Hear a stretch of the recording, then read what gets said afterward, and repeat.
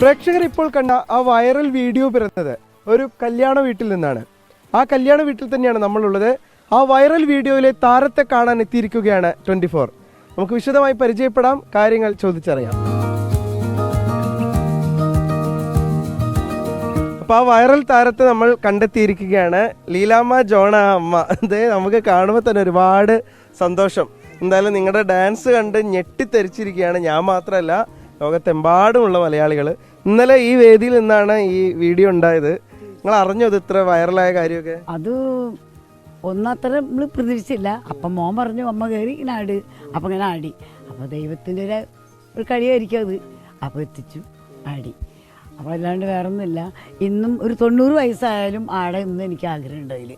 അതിൽ ദൈവശക്തി ഏറ്റെന്നുള്ള ഇപ്പോഴും കണ്ടപ്പോഴേ, ആ വീഡിയോ കണ്ടപ്പോൾ എല്ലാവരും ചോദിക്കുന്ന ഒരു കാര്യം, അമ്മയുടെ കൂടെ കളിച്ച കുട്ടികൾക്ക് അത്ര എത്താൻ പറ്റിയില്ല. ഇത്രയും പ്രായമായിട്ടും ഡാൻസ് കളിക്കുന്ന ആളുകൾ അത് കണ്ടു പഠിക്കണം അമ്മേനെ.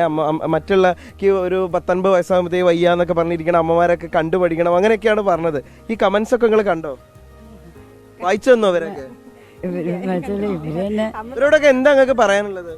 മക്കളോട് എന്താ പറയാ, നമ്മുടെ ഒപ്പം നിന്നു, അതുകൊണ്ട് സഹകരിച്ചു. ആ ഒരു സന്തോഷം അവരുടെ ഒപ്പം ഞാനും. അപ്പം അമ്മയും മക്കളും ആടവരുടെ ആടി. അതെ, ഇതിപ്പോ ഈ സോഷ്യൽ മീഡിയയിലൂടെ കണ്ട ആളുകൾക്ക് ഇത് ഒറിജിനൽ ആണോ എന്നൊക്കെ ചിലപ്പോൾ ചെറിയ സംശയമൊക്കെ ഉണ്ടാവും. ഒരു കാര്യം ചിലപ്പോൾ ഒന്ന് 2 സ്റ്റെപ്പ് കളിച്ചു കൊടുത്താലോ? ആയിക്കോട്ടെ.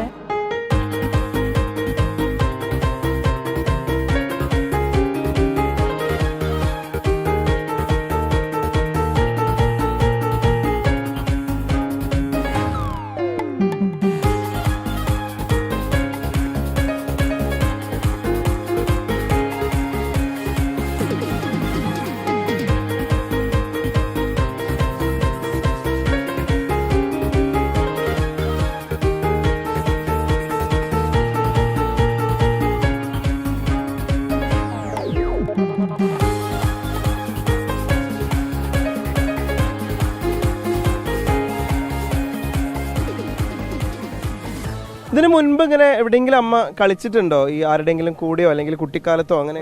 അത് എൻ്റെ മോൻ്റെ കൂടെയാണ് അധികം നീങ്ങിയേക്കണത്.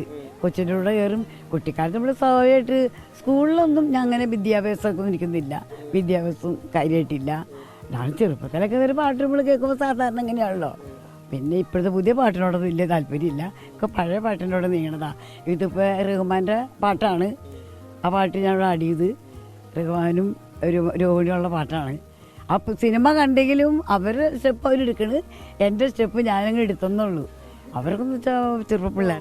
ഓരോ സ്ത്രീകളൊക്കെ ഇപ്പം പ്രത്യേകിച്ച് ഒരു 19 വയസ്സൊക്കെ കഴിയുമ്പോൾ ഇപ്പം എത്ര 63 64 കഴിഞ്ഞു, അമ്മൂമ്മയായി, മക്കൾക്ക് മക്കളായി. ഇപ്പം ഇങ്ങനെയുള്ള ആളുകളൊക്കെ അയ്യോ എനിക്ക് വയ്യ പറഞ്ഞിട്ട് ഇങ്ങനെ ഒരു സൈഡിൽ മാറിയിരിക്കും. കുട്ടികളൊക്കെ ഡാൻസ് കളിക്കുമ്പോൾ ഇങ്ങനെ മാറിയിരിക്കണം. അവരോടൊക്കെ എന്താണ് നിങ്ങൾക്ക് പറയാനുള്ളത്? അമ്മയ്ക്ക് എന്താ പറയാനുള്ളത്? അപ്പോൾ അവര് എന്നെ പോലെ അങ്ങനെ ആവണമെന്നല്ല, എന്നാലും അവരതിൻ്റെ ഒപ്പം കയറുകയാണെങ്കിൽ എനിക്ക് സന്തോഷമുള്ളൂ. അവരങ്ങനെ ഇരിക്കരുത്. അവരുടെ കല ഉള്ളിലുണ്ടെങ്കിൽ അത് അടുക്കള കൊണ്ട് കളയരുത്. അത് ഇതുപോലെ ഓരോ സ്റ്റേജുകളിലോ അല്ലെങ്കിൽ കൂട്ടായ്മയിലോ അത് ചെയ്ത് അവതരിപ്പിക്കണമെന്ന് എൻ്റെ ആഗ്രഹം. അത് നമ്മൾ നശിപ്പിച്ച് കളയരുത്.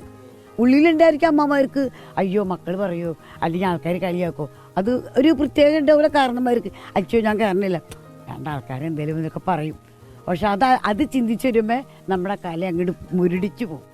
ആ അമ്മമാരുടെ ഉള്ള ആഗ്രഹം അത് തീർത്തും പോകും. അപ്പോൾ അത് നമ്മൾ നോക്കരുത്. കയറി ഇപ്പോൾ ഒരു പ്രശ്നമുണ്ട്.